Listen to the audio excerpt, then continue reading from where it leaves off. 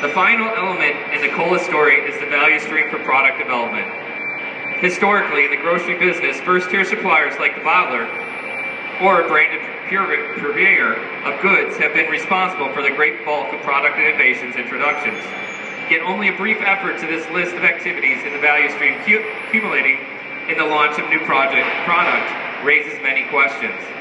Typically, a firm like the bottler continually looking for new products to defend its current market share, to expand its scope of offerings, and to substitute products with higher margins for old standbys like cola. In the industry, the typical product development cycle is about 1 year and consists of a number of product clinics, followed by large product trials, accumulating in a decision for a full-scale launch. Although the actual steps involved are very simple and typically involve very little true research and development, they are conducted sequentially so that if one looks down on a product concept from a bird's eye view, it is quickly apparent that during most of the development period, the concept is still sitting still, awaiting feedback from a group which conducts the clinics on all the firm's products, or waiting its place on the schedule of department which conducts small-scale market trials for all the products. Then, when the decision to launch is made, there's more waiting while the production system is adapted to accept the new product.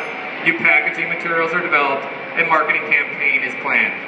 The end result of the system is that new products, which are often new, only in the sense of having reformulated ingredients, cost an average of $15 million to launch, and usually fail in the marketplace. The result for Tesco is a large amount of shelf space tied up with new products that don't sell and are launched at the same time in the stores of its direct competitors. The obvious question is, how can it take a year's development time and $15 million expenditure to introduce a new product which isn't new and which no one wants?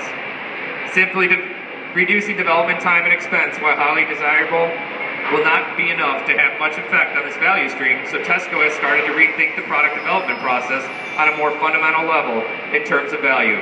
Perhaps just as an individual steps in the value stream are incomprehensible in isolation, customers not really want to shop for isolated items.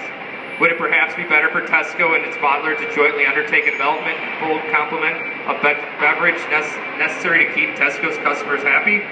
And for Tesco to develop long-term relations with its customers so they would not be strangers, okay?